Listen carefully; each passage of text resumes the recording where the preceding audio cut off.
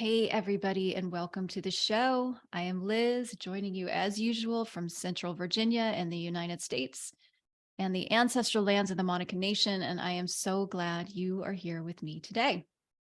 So, before we dive in, I always give you a quick reminder about my book, Home to Her Walking the Transformative Path of the Sacred Feminine. It's available from Womancraft Publishing. And this book is my love letter of sorts to the sacred feminine, reflects many years of my own research, plus some of my own experiences and insights that I have gleaned from my guests right here on this show. It's available on Amazon and wherever you might buy your books. But if you want to purchase a copy, I would encourage you to consider buying it directly from my publisher, Womancraft Publishing, which is an amazing woman-owned business, or you can order it from your local bookshop. And if you've read it and you enjoyed it, I would be so grateful for your favorable reviews. These are especially helpful on Amazon, even if you didn't buy it there, and Goodreads. And they help people learn about the book, but they just also help people learn about the sacred feminine in general. And the same goes with the podcast. If you're a listener, you enjoy it, and it would bring you joy to do so, I would love it if you gave it a favorable rating and or review too. Your reviews really do help other people find it, especially those on Apple Podcasts, but reviews anywhere are amazing. All right. And with that, let's get on with the show, shall we? And today I have a feeling that we're going to go deep because we're going to be talking about initiation and not like a sorority. For those of you that might have been in one, okay, I was. But those radical initiations that bring us more authentically alive and what it really means for those of us who identify as women to traverse this tricky and challenging territory. I think so many of us can feel like we're going it alone. But here's the thing, within the historical and mythological record, there's almost always guidance available to us. Oftentimes, we just don't know our own stories. And so my guest today is doing some really beautiful work on this front, holding women as they navigate through these tricky initiations, and then weaving this with one of my favorite goddess myths, the descent of Inanna. So I think we have a lot of ground to cover here. So let me go ahead and introduce her to you now. Carly Mountain is a psychotherapist, a psychosexual somatic therapist, breathworker, and writer. For the last 20 years, she has worked with sacred embodied practices. Her writing and work seeks to uncover what has been exiled or hidden within that is longing to be remembered and reconnected with. Her new book, Descent and Rising, Women's Stories and the Embodiment of the Inanna Myth, explores women's real life experiences of descent and rising and familiarizes us with a process of female psycho-spiritual growth that's often overlooked in patriarchal culture. Carly stumbled across the Inanna story during her own descent to the underworld and was astonished by the symmetry it held with her own experience. Since then, she is devoted to working with the myth and specializes in beholding others as they traverse the depths of initiation, both in therapy, breathwork, and within courses that support women's awakening and unfolding. She lives in Sheffield, England with her husband and two daughters and is joining us from her home there today. Carly, it's such an honor to have you on the show. I also want to mention that Carly is a fellow Womancraft Publishing author as well. So it's so great to have you. Oh, it's really great to be here. Thank you so much, Liz, for inviting me. And yeah, it's so fantastic to be sat within the Womancraft coven, if you like. Oh, I love that you called it a coven. And I'll put in the show notes because we've had a few Womancraft authors on, and Lucy Pierce, who's the founder and the publisher, has only two guests, I think, who's been on the show twice so far. So I'll, Mm. if you're curious about other authors that have shown up, I'll put them in the show notes. I feel like just reading your bio, like we could spend our whole time unpacking your bio because I'm like, oh, I want to hear about your, well, and maybe we will. Let's just, we'll see what happens. There's so much rich territory, I think, to work with even there. But I would love to start with just hearing a little bit about your spiritual background. And listeners who, regularly tune into the show know that, I love to ask this question because I'm really curious about where you started, because it's, Mm. and if there was relevance or not, to where you ended up now. So I wonder if you could share a little bit about that. Sure, yeah, love to. So I didn't I didn't have a strong spiritual upbringing. My dad would call himself an atheist, Mm. and my mom is what I might refer to as a recovering Catholic. And I uh, there are some beautiful things about Catholicism, and I think that there are some really difficult things about Catholicism, and I think that she moved away from that to enter into relationship with her life in a way that was freer for her, Mm. because I think that she didn't it didn't resonate, and it wasn't how she wanted to raise us. However, my grandma was a practicing Catholic all the way through to the end of her life, and I was very, very close to her. Mm. So I didn't go to church with her a lot, but I would go to church with her, and there was something about what she was following that really touched me deeply. Mm. But I didn't feel at home in the church, I have to say. Mm. I think the unnamed spiritual thread of my family was probably nature. We spent a lot of time. Sheffield is great. It's right on the edge of the Peak District. It's beautiful. We spent a lot of time out in nature, and that's been a thread all the way through my life. Mm. But I didn't reclaim a connection to spirituality until my 20s, when I started practicing yoga. And that was like a spiritual awakening, but it was one that happened for me in the body. It was through the practice of asana, the practice of awakening to the subtle energies of my body, to working with tantra. Um, and I followed that thread and came home to reclaimed and reconnected with a spirituality that wasn't held in the cold stone of that religious institution, and that really spoke to me in an embodied way, in a way that I could feel it. I could feel it in a way that the church, I just couldn't feel it there. Yeah. And that was my experience, and I know many people do feel it in the church, and there's some beautiful communities there. But the father based religion and this sort of separation of body and spirit, in a way, in the way that it is held in that particular form of religion, I think never spoke to me. And Mhm. it was really a beautiful thing to come home to a different form of religion, one that honors the feminine. I think that's what was really missing for me. Mhm. Unknowingly, it took me a long time to realize that. Isn't that wild when we don't even know how to name that? Like Yes. it's a crazy thing to think about, that it can be so glaringly absent, and yet we don't have language for it. We don't even know how to name its absence, like, or even to point to it. It's yeah. Um, Glaringly absent. I glaringly love that. absent. Yeah.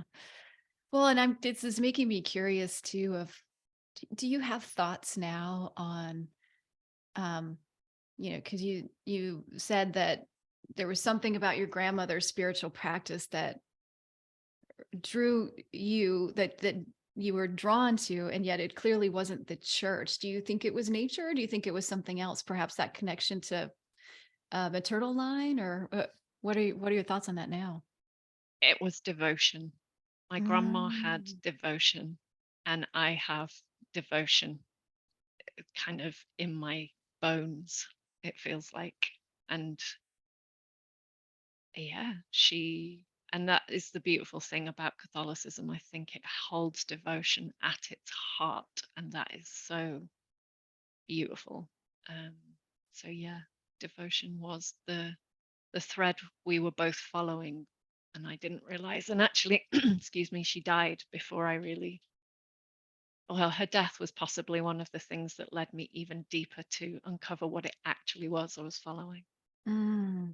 But I never really got to meet her I think we did unknowingly, but Yes, yes. we didn't name it together. Mhm. I'm so glad that you named devotion. That's such a powerful idea, and one that I think also gets I think I wrote about this a tiny bit in my book too, about just that it gets a bad rap because we think of it as like dogma. You know, when you think about religion, it gets really tied to like um, rigidity, I think, or like, I am going to believe this and only this. And you, if you don't believe this, we're not in Hmm. line. Um, and yet that idea of devotion, especially with the divine feminine, it's really present in some other traditions. And I think to me, it's more about reciprocity, or an in right relationship, right? Mm. De- if we are devoted to the divine and however we define that for ourselves, um, that only makes sense to me as an expression of gratitude for all that we've been given. So I'm just Mm. glad that you named the devotion, because I think that's something, well, I know for myself, that's something that I lost when I left Christianity too. I never really had devotion because I wasn't really devoted to the church either, but I liked the idea. I liked the idea of it. And the idea, I think, was about being in right relationship, I think, was what I longed for. Mm. Mm. Yeah. Yeah. Yeah. Well, so you mentioned nature, you mentioned, going deeper into yoga. Was there a particular moment when you feel like the sacred feminine showed up in your life? Um, Dramatic or otherwise, doesn't, or was it just like a gradual awareness, or how did, and also if you don't like that language, sacred feminine, divine feminine, feel free to use words that work better for you. Thank you. I feel like the first time I was taken by her was when I gave birth to my daughter, Aurora. Mm, And I had been practicing yoga for quite a number of years by then. And I had my nose on the scent of something, let's say.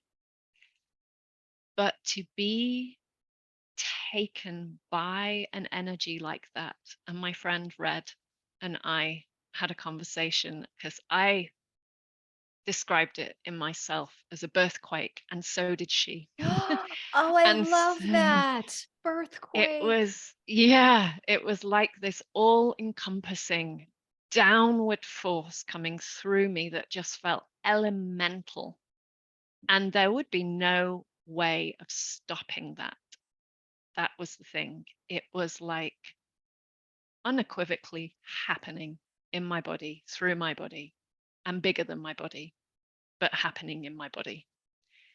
And she arrived into the bath at home and swam through my legs, and I caught her and she came out. And I remember the first words that came out of my mouth after that moment was, women are amazing. And it was like this love just was spilling through every single cell of me for a reverence for that I had Yeah. just experienced in a way that I had never experienced life before, and have never experienced life the same way since. Mhm. Wow. And I think, just thinking about your work and the ways in which you are devoted to your work, and I want to hear you talk about this idea of embodiment, but it makes perfect sense, right? If this is because I cannot think of a more embodied experience than a birthquake, Mm, right? hmm. Yeah, Yeah. yeah, all encompassing. Um, and this is one of the reasons why I love the Inanna Myth so much, because I think what it embodies is that all encompassing downward energy, that Mm, spirit made flesh, that mhm, nature in every cell that we are part of, that is uniquely encoded into each one of us and yet is bigger than us, right? And as you said, as we were preparing to chat, she holds all of these polarities and everything in between. It's huge. Like, how can I hold that amount of downward energy in my body and still be here? I don't yeah. know, but it happens. And Yes. then another human being arrives through it. Like, beyond my comprehension in terms of my brain. It's something that's known so much deeper. Mhm. Yeah. And I think that's what had been seeking out probably forever, Mhm. through dancing, through yoga, through Yes. sex, through story, music, all those creative expressions of it. I think they're all erotic creative expressions of this thing Mhm. that is also Yes. held in birth. Yes. And um I would love to hear you talk a little bit. So for any listeners who aren't familiar with who is Inanna and what is this myth that we're talking about, could you say a little bit about her and Mm. the story of her descent? It's a really old Sh- story, right? I mean, It's very old. yeah. Yeah, it's the oldest known story of the goddess's descent to the underworld. So Inanna is an ancient Sumerian goddess, and Sumeria is now modern day Iraq, sometimes referred to as the cradle of civilization. And she was a goddess worshipped by men and women, in her own right. She wasn't a deity that needed to be attached to a male or masculine figure. And she chooses to descend to the underworld. Unlike the Persephone myth and other kind of later tellings of this myth, Persephone is taken to the underworld by Hades. The difference is with Inanna, she chooses to go because she knows that there's something in the underworld that she needs to go towards. And in this case, it's Ereshkigal, her sister, who is queen of the underworld. And so Inanna prepares, she gathers the me, these powerful upper world objects, and she goes and tells the gatekeeper that of her intention to descend. And Ereshkigal is infuriated by this. She's like, how dare she think that she can come down here? Mhm. And so she says, Inanna will come naked and bowed low. And the seven gates is the process of becoming naked and bowed low. Her crown is taken, her lapis beads, her measuring rod, and finally her robes. And she arrives in the underworld naked. And at each gate, she says to the gatekeeper, what is this? It's like, I'm the queen. How can you can't take my things from me? And he replies repeatedly, quiet Inanna, the ways of the underworld are perfect. They may not be questioned. It's like these are the natural laws that we cannot flout. And she has to surrender to that. And in the end, she gets to the underworld and she meets Ereshkigal, but Ereshkigal is not up for a loving sisterly reunion. And all of her rage rises up and she stakes Inanna and leaves her to hang as a corpse to rot in the underworld. So that's the first half of the story. And this metaphor of coming down through the seven gates for me is an absolutely embodied experience of what happens when we come back down into our body, back down into what's been in exile, what's been estranged, what's been repressed inside of us, to remember what needs tending to, because Ereshkigal's been exiled. She's been alone down in the underworld. She's the one who is shunned, who is put out of sight, who we don't want to deal with. And there's so much of that, both in ourselves and in our world. Like, no, I'm not with them. I'm over here. Mhm. No, I'm not that. I'm this. It's like there's so much polarization and separation. And I think this myth holds such medicine for our times because it's the willingness to go inside and find out the vast myriad of things that are inside of us, all the contradictions and complexities that we would rather not feel. Mhm. Yes, and I'm curious to hear from you. I have so many questions. This often happens, so I want to make sure I hold on to them in my head. Um, well, let me ask this one first, because I also want to ask about the relevance to you, like how this, I want to say, and you can, correct me if I'm wrong here, but how this myth came, it sounds like a myth that would roar into someone's life. So how it came roaring into your life, or at least presence itself in your life.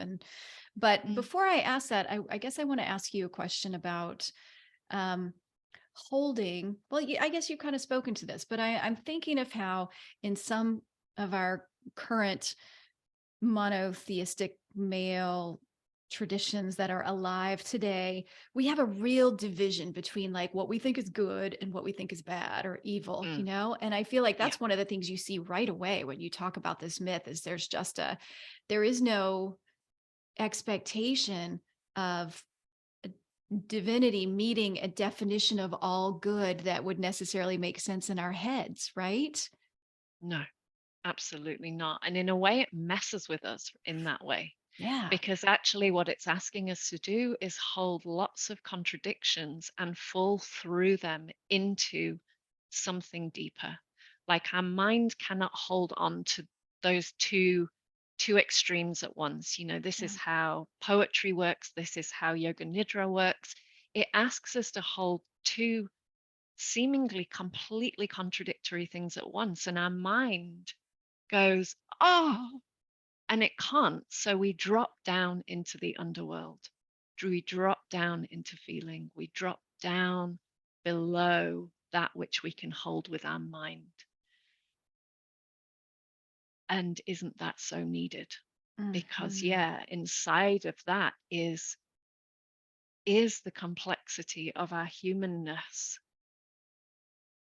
that is unresolvable. Mhm.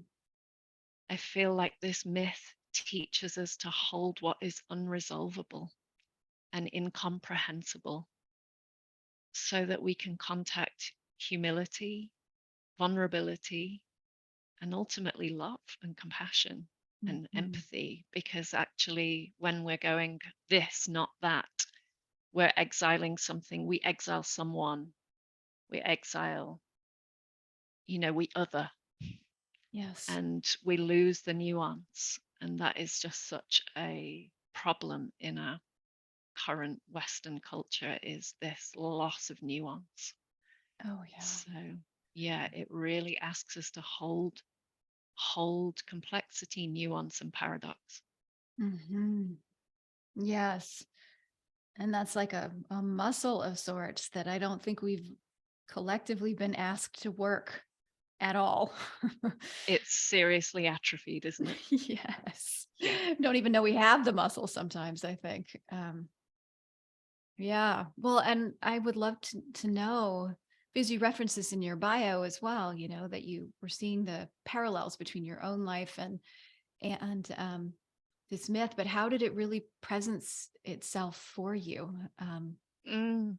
Yeah. So I had the death of my grandma and also the ending of a really key relationship in my life that was woven into my sense of self in a way that and my spirituality and my work and my heart. And I had to try to find out who I was without I feel like I was going through a process of obliterating the identities that I had held very dear. Mhm. And I was being asked at that time to step into my authority as a mother, as a space holder in my relationship with my husband, in my place in life somehow. And as I did so, it felt like everything crumbled. There were lots of relational things going on with my family members at the time that were very difficult. It and I describe this in the book. It feels like there might be one catalyst for our descents, but actually then the ripple effect is that that like an earthquake, second time an earthquake's come up today, it ripples out, it radiates out from the epicenter and moves into every aspect of our lives and leaves no stone unturned, really. And I think that's why it's so destabilizing, because it literally does, like the myth says, it strips us. So I think I was experiencing a complete dissolution of self. I wasn't able to be the perfect parent as I wanted to be. I wasn't able to maintain all the relationships that I wanted to maintain. I was just, yeah, there was a lot of failing and flailing going on at the time. And when I read this story, it was like, ah, that's what's happening to me. I'm Mm-hmm. being stripped. I'm being stripped. And it made sense of so much. Um, consecrated, I use that word a lot, it consecrated the experience I was having and kind of rooted them in something so much bigger Mm-hmm. than me, but that Mm-hmm. also really spoke to the very particularities of my own life. Mm-hmm. So yeah. And when we think about this myth, there's Inanna who's descending. Do you see Erishkigal as also part of the self then too, like buried self? Is that how you would describe her? Like both, if we're relating to it as individuals, like both part of ourselves. Would you see it that way too? Yeah, sure. So I think the great thing about this myth is it's like a map, and each of the characters inside of it can be thought of as a part of ourselves. Mm-hmm. So I think every single part from, so there's Ninshaba, who is her witness that she calls in before she descends. And Inanna and Ereshkigal can kind of be seen as the two sides of us. It's like Inanna is our upper world self, that which we know ourselves to be, and that which the world sees us as, or we think so. Um, and then Ereshkigal, the parts that we hide, the parts that we've exiled, the parts that are traumatized and process trauma, um, the parts that are not allowed and welcomed, you know, like anger is a huge part, Mm-hmm. I think, of this Oh yeah. story. You know, that rage that rises up in Ereshkigal, there is so much disembodied anger inside of, particularly women, I would say, but possibly men and gender diverse people as well. The sky gods, you know, the part of us that wants to elevate above the other and not identify with things that are difficult or things that we don't like. Um, the sacred masculine, which is embodied in Dumuzi and Anna's husband, who she has to sacrifice. And finally, in Geshtanana, which is the final part of the myth, she embodies compassion. Linda Hartley compares her to a bodhisattva, who are enlightened beings who stay on earth to help suffering beings. So that's like the final part of the puzzle, is bringing in compassion. And then there is also Enki, who is a sky god, and he creates these little creatures from underneath his fingernails to go to the underworld and basically empathize with Ereshkigal, so that Inanna can rise. So each one of them holds a different piece of our psyche, if you like, a different aspect of us, of the parts of ourselves. And I think that there's something very liberating in that, because it means that we don't have to be all one thing or all another. And this is what I really work with in therapy with people, is because what I find is people will say, well, there's this, but then this is also true. And I'll say, well, that's fine. Can we hold both parts? Can it be true that, you know, this was a really traumatic experience that you had with this person and you love this person, for example? Like, how do we consolidate those two things? Mm-hmm. Um, and so on. So Mm-hmm. yeah, it's Inanna goes to Ereshkigal, I think, to meet with the parts of herself that need tending to. Yeah.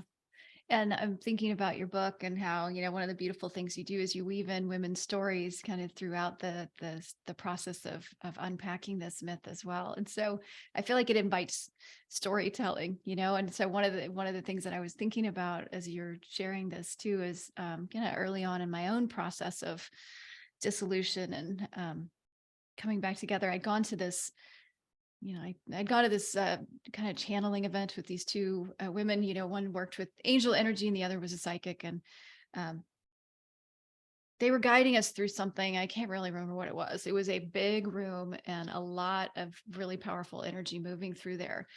But we were meeting someone in our psyche. There was like a journey to meet some aspect or some guide or something. Mhm. And then people could share afterwards what they experienced. And who I met was this just wild, angry, angry young woman. Like, I mean, I don't know if anybody's seen the horror movie The Ring.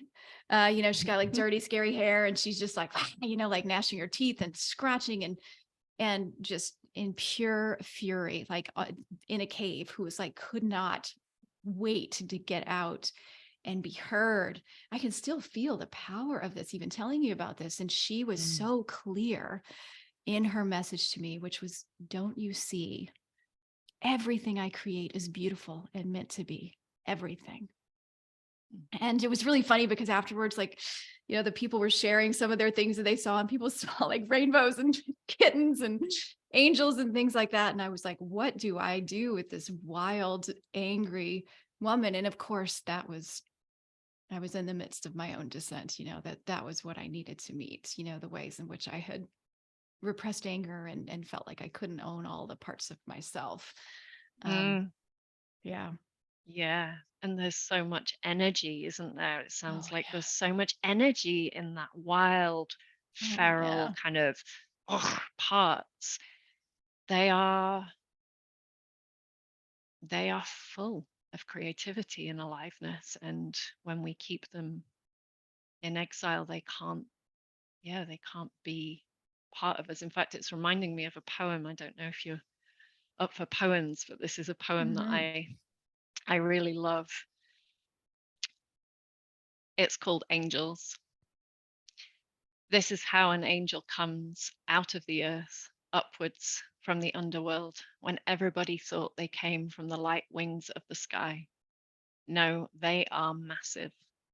On nights of rain and sleet, split the soil, splash and muddy the grass. Wingspans wide as lakes, wearing mud armor, they crawl full length up rivers, streams, dam ditches, seep through drains, penetrate barns, chicken coops, unsettle bats with wing beats that shake down trees. Reminders cradled in our prayers how we like to remain dry, sheltered. This is how angels come, mouths full of earth, spitting verses of poetry. Mm, It's by Miriam Darlington. amazing. Wow. Mm, I'll put that in the show notes for those of you that want to look that up. Like full yeah, body chills full on that body. one. Well, Yeah. and I think this is something that I know that that you're interested in, and I feel like we're kind of dancing around this. I also want to make sure we finish, you pull us out of that we get the full myth of Inanna, but Mm, um that you spoke to when I talked about this rageful woman, you spoke to the kind of the sweet relief of like giving them voice. And so I wonder if you could talk about, because it's so painful, right? To face these parts that we've repressed. And yet there's intense pleasure in opening space up to that pain. And so I wonder if you could speak to that whole dance of pleasure and pain. We haven't finished the story of Inanna fully, but um it holds all of it, right? It's got to be really painful mm, to be stripped down and literally murdered by your sister and hung up on a meat hook for 3 days. And yet, yeah, um, so I wonder if you could speak to that. sure. As you say that, it makes me think of the medicine of the acknowledgement of that. Like, I think things are more painful.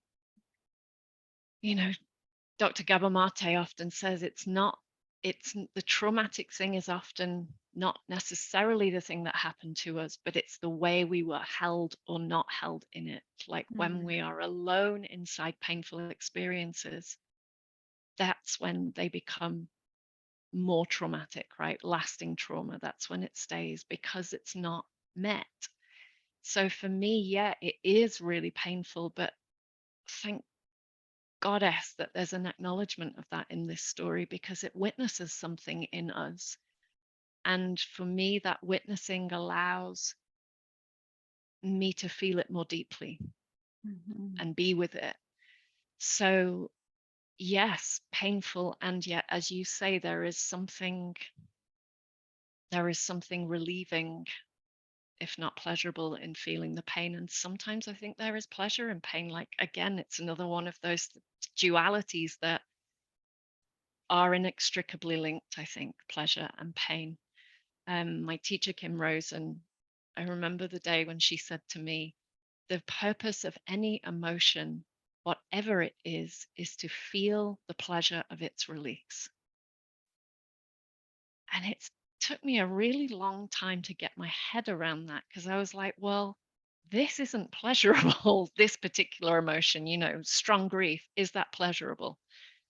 Well, no, and yet there is a release inside of it. There is an aliveness inside of grief. There's a lot of love inside of grief. There's a lot of connectivity inside of grief. And then when we come back to anger that the myth is speaking to, there's so much pleasure in anger. And actually, this is a continuing journey for me too, because have been very estranged from my anger. I was very frozen around my anger. But the closer and closer, the more I re-embody, literally reincarnate that anger into me, the more I'm learning to feel its pleasure and aliveness and actually the heat inside of it. It's like, oh, if I can actually stay with this feeling, rather than, I think a lot of the time, the sense inside of us is, I want to get rid of this. I either want to vent at someone and change them because it's their fault, Mhm. or I want to get rid of it and squash it back down because it shouldn't be here, or I'm ashamed of it, or what have you. But if I can actually just stay with, I'm angry, I'm really angry, and start to feel, and it's a practice I'm working with a lot at the moment of, can I feel this anger? What does it feel like? What's it doing in my body? I was doing it in the woods this morning, and I noticed I was walking a bit more energetically and faster, and I was like, okay, can I go with that? And all of a sudden, there was the pleasure, and there Mhm. was this sort of directness inside of it. So I feel as though there is an invitation inside this myth to go towards that which we think should not be there, Mhm. whatever it is, anger or anything else, and come a bit closer to it and go, what is this? Like, what is this flavor that I am so averse to, that's inside of my system right now? And what's it trying to show me? Which is sometimes really hard work. Oh, so hard. So I'm not glamorizing it or saying that it's like, oh, yummy. It's hard work. And every time I manage to stay with it, it delivers something to me that's invaluable. Mhm. Yeah. So, yeah, I think entombed inside of those dark, painful places is pure, vital, lifeful energy, and we fear it's going to be death, right? We fear we'll never get up again. If we go towards that thing, it's going to literally kill me. Yes. But as the myth teaches, there is a death that happens, Yeah. and there's a rebirth. Mhm. There's a rebirth that happens too. And again, this is something about the cyclical wisdom and the teaching embodied in the Inanna myth that we seem to have lost inside of Western culture. This, you open by talking about initiation. Every initiation has to contain that death energy. We have to meet with that. We have to submit to that. We have to be stripped. And Mhm. then something that we don't know emerges. Yes.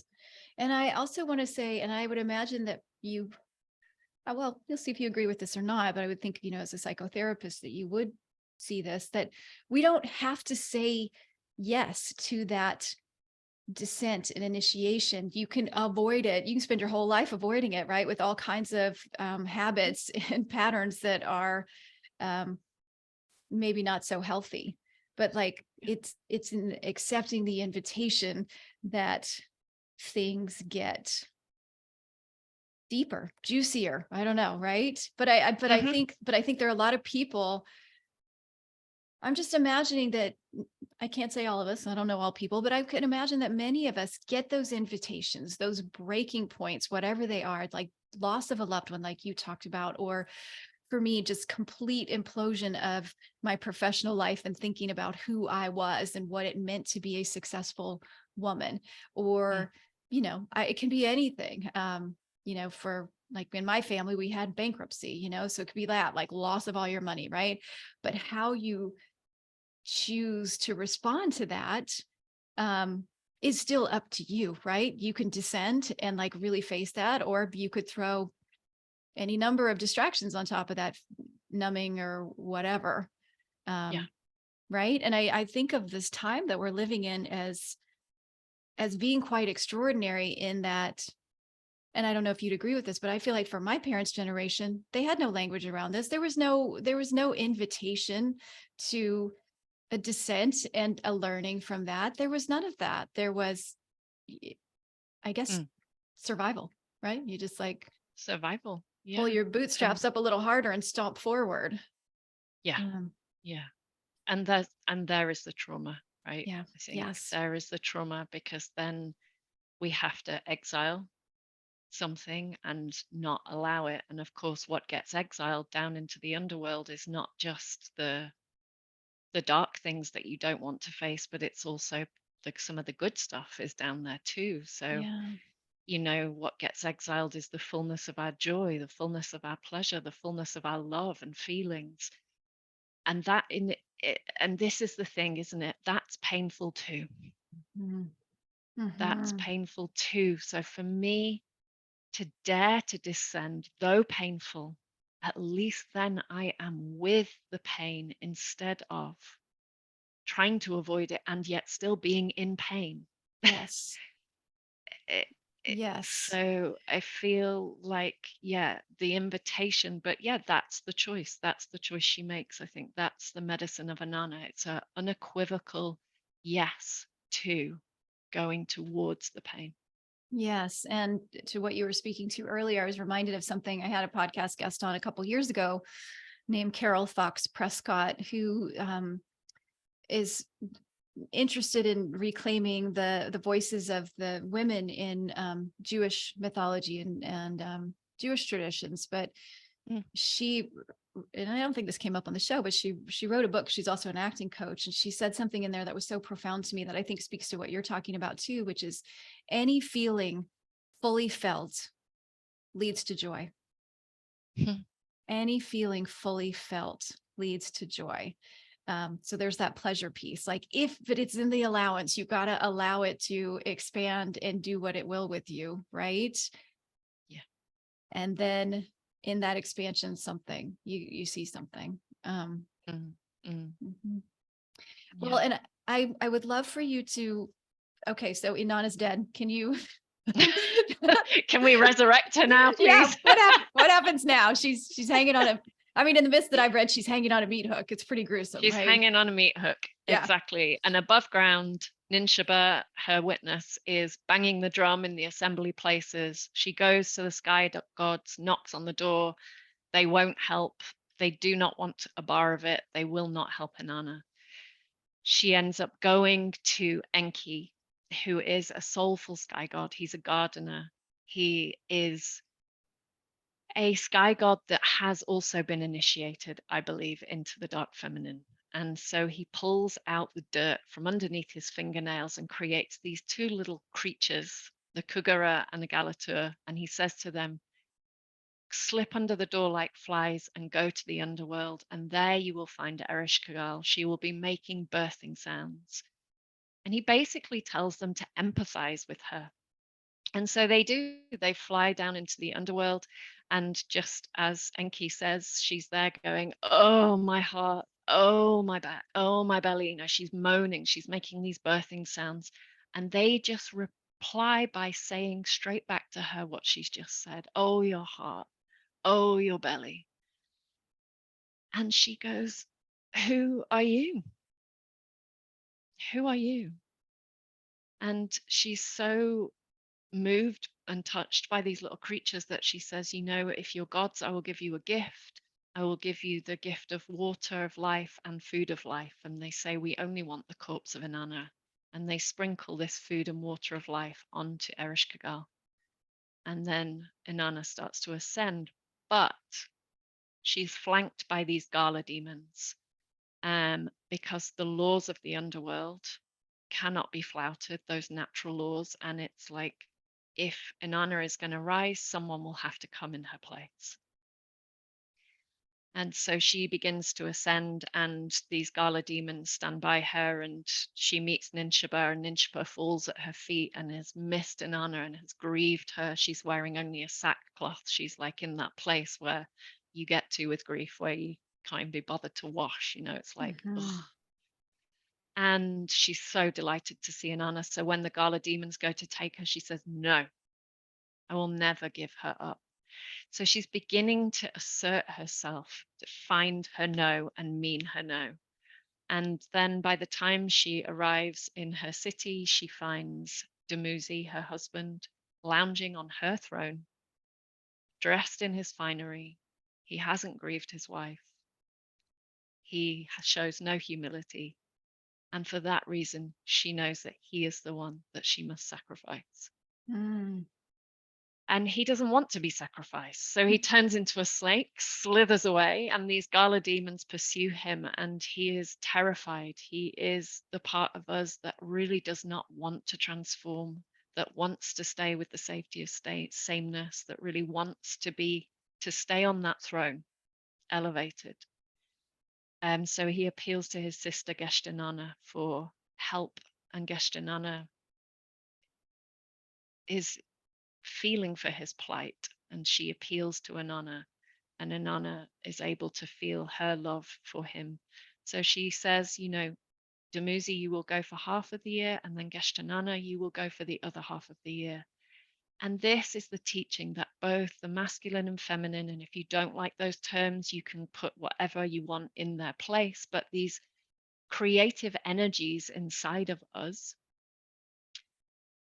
the one that flows and the one that holds structure, the sun and the moon, the different aspects, they both have to go to the underworld to be initiated, because otherwise we will abort the mission and go back down into unconsciousness again. Mm-hmm. So we have to bring to consciousness, if Dumuzi is an aspect of our consciousness, we have to bring that raw teaching of Ereshkigal, the raw teaching of our enfleshed experience, into consciousness. Mm-hmm. And the consciousness has to be willing to integrate and process that so that we can be more embodied, earthly, relational, compassionate human beings. Mm-hmm. Imagining Dumuzi as sitting in his barca lounger, like eating popcorn and drinking beer and kind of yelling at the TV and not, and not fully engaging with life, like not fully feeling, like being very comfortable as the armchair critic, or like, yeah, whatever, none of this matters, like I don't know if that, but endlessly distracting oneself, I guess. And yeah. Distracting and wanting to stay, not wanting to change. I mean, Yes. this myth is about change. Mhm. So, yeah, what is it that wants to stay in the seat we're sitting in Mhm. and not go down into anything difficult? Yeah. Anything difficult. And we all have that part. And so it's in, yeah, like it's not, it's part of our human nature, isn't it? At some point to be Mhm. like, oh God, not that. And Right. yet, and yet, Mhm. there is a cyclical wisdom here that is so contrary to our patriarchal structures of constantly elevating, constantly linear, constantly grow, that does flout those natural laws. I mean, Dumuzi does flout the natural laws. And Mm. so do we as humans right now. We are flouting them, and the earth is showing us her trauma, and we're not really listening. We're not Yeah. really changing. Yeah. So I had this vision when I was writing the book of Dumuzi being humanity sat on Hmm. her throne, sat on the earth's throne, refusing to come back down into the sludge underneath us, that holy dirt, and refusing to come back into relationship and refusing to sacrifice. I mean, what Inanna has to do is she has to make a sacrifice.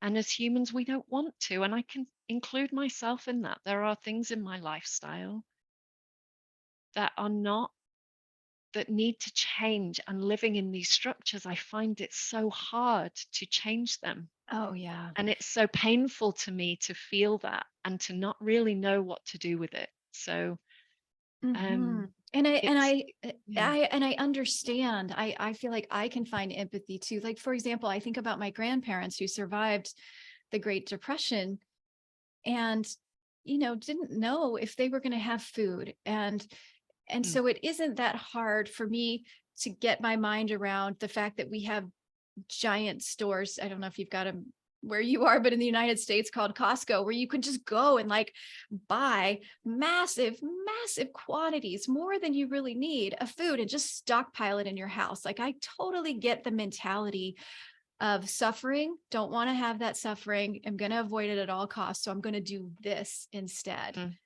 Doesn't mean it's the right thing for us to do, but I can see it. I can see why it happens. Yeah. Yeah. Yeah. Mm, Yeah. Hmm. mm.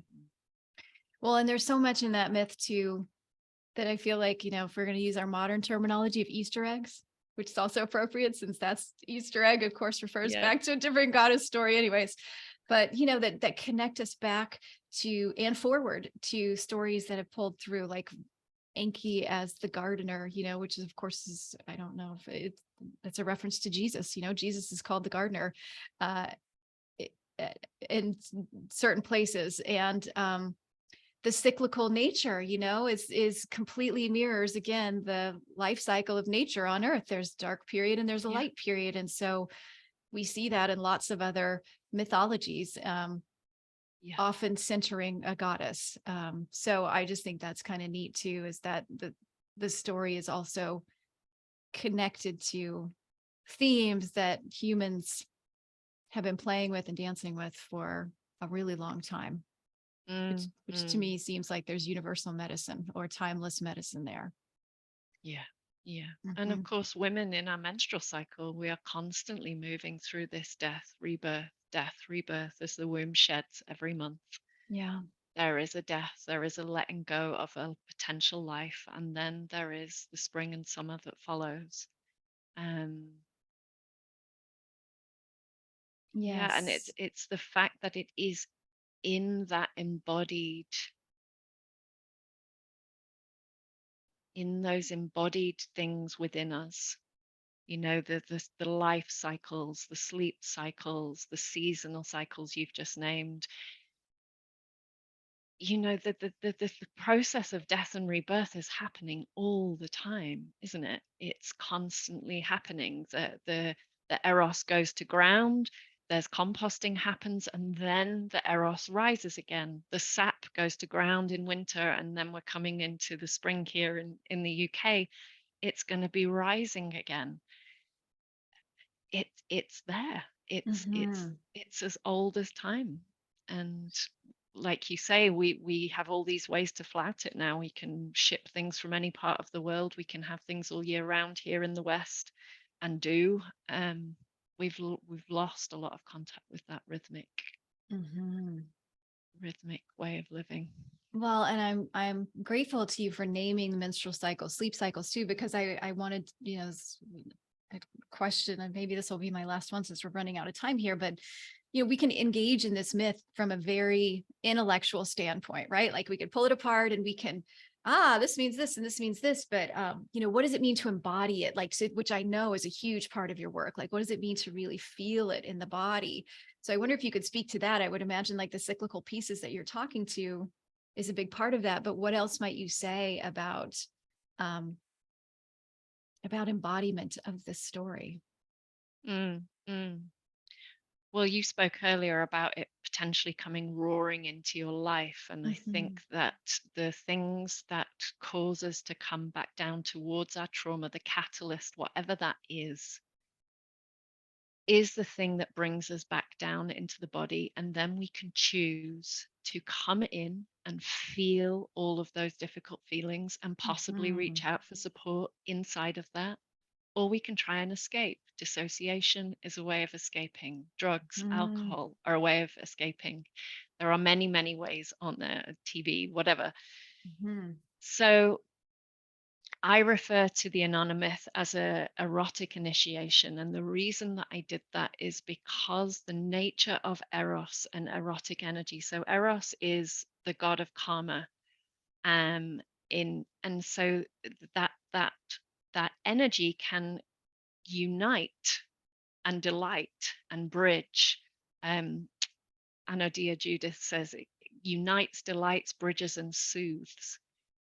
And in Hindu mythology, the Eros is the god Karma. And so it's that binding allurement that holds the universe together, but can also, if not honored, tear it apart. Yeah. And I think a lot of times, actually, it's only when something is torn apart inside us in such a way, or inside of our lives in such a way, that we have to look in that direction. Like we cannot not look, Yeah. that we drop down into embodiment in a way that we haven't done before, or with there's the potential to, as you said so clearly earlier, we can choose to or Mhm. not. So for me, that erotic energy is the willingness to go towards both our pain and the pleasure, Mhm. and discover who we are and always were underneath the layers of conditioning and experience that have been piled on top of us. So Inanna is stripped of not only the things that she identifies with, but the things that culture have put on top of us, the things that Yes. family have put on top of us, those sort of quiet agreements that happen inside our upbringing that we don't know any different from because it's always been normal. It's familiar, as in familied inside of us. Mm. And so often it's really painful to turn towards that stuff because we've made quiet agreements not to do that Yeah. together, Yeah. particularly in families. The painful things inside families, we collude together subconsciously to not look. Yeah. That's why sexual abuse goes unnamed in generations. That's why domestic violence, alcoholism goes unnamed for generations, because it's too painful to admit that the people that we love hurt us. And of course, everyone we love hurts us at some point, Yeah. but it's hard to feel it. And so we start to shift away from our embodied experience or try to escape it. But of course, it's futile because we're living here in this body and we can't escape. Mhm. And we're living here on this planet and we can't escape. So it's embodiment in the sense of not only that lovely thing of going into the body and moving and feeling and being in but it's also the willingness to go into the fact the body's aging, the pains Mhm. in the body, the unmet parts of the body, the things we don't like about our Mhm. body, and the pain of what we're doing to the planet, I think is a huge part of this piece at this Mhm. time. Mhm. So, yeah, for me, embodiment means not only my body, but the way that I am in the body of the world. Mhm. And that for me is what goddess means. It means the body of the world. It means the enfleshment of spirit, of sacred, of divine. Mhm. And if I contact that, it makes it much, much more difficult to elevate away from it. And it Yes. means that I treasure everything so much more, including myself and everything around me. Mhm. Mm. And so beautifully stated, Carly. Wow. And I just feel like that kind of rounded everything that we talked about to just, it's like you put a little bow on it. So eloquently. Thank you. It's such a gift to be in your presence and to hear you speak about this work and this myth. And um, yeah, thank you for being here with me today. Oh, thank you so much for having me, and thank you for your work and writing and these beautiful conversations that you're having, because I've really been enjoying them over the last few months. And I feel like having spaces like this to bring this to speak about these things is such medicine. So thank you. Oh, it's my joy to do it. For those of you who are interested in Carly's book, it is called Descent and Rising: Women's Stories and the Embodiment of the Inanna Myth. And you can order it direct from Womancraft Publishing as well, or Amazon and wherever you get your books. And Carly, anything else that you want to mention about what you might have coming up or ways that people can connect with you? Yes, please. I would love to. So I'm holding an online retreat. It will actually have started by the time this goes live. It's the 4th to the 11th of April. It's completely free to join. And I'm having a series of conversations around this descent and rising journey. I have some beautiful guests. I have Lucy H. Pierce and Shameli Arda and Jane Hardwick Collins and Trista Hendren from Go God Books. There's just so many beautiful women coming to join and have conversations about the themes of the myth. And it will finish on the 11th with a live call with me, which will be an embodied container to begin to process and be with the questions that have arisen and digest what's come up inside of those 7 days before. So you can join at any time, and the conversations, once you will receive them each day in your inbox, but then you will have access to them forever or as long as the internet exists. And the only thing you won't be able to get after the 11th is the live call. But I would just love people to come and get involved in this and enjoy the voices of the women who are coming along and delve into this material. I hope it will be a real support to the book and to working with the Inanna Myth and the medicine that Inanna brings. Oh, it sounds wonderful. And you named a lot of my past podcast guests. So if y'all have been listening to the show for a while, these are all people that you've heard here. So it sounds wonderful. And so if you are listening to this on day of release, which is going to be the full moon, April 5th, yeah, you've only Hmm. missed a day. So there you go. Hmm. Awesome. And I'll Yeah. put all of this in the show notes too. So if you want to find out more and how to find Carly, that you can get all that. And I want to thank all of you for listening and being here. As always, wouldn't be any fun to do these well, it would still be fun for me to do these conversations. I'm not going to lie. Like, I want to have these conversations for myself, but it is so much more pleasurable when I know that there are people out there receiving it and enjoying it as much as me. So thank you for listening. As always, if you like the show, you can subscribe to it. You can give it a favorable review. You can tell your friends about it. You can do all those things if you feel so inspired. And until next time, please take very good care of yourself. And I'll talk to you again soon.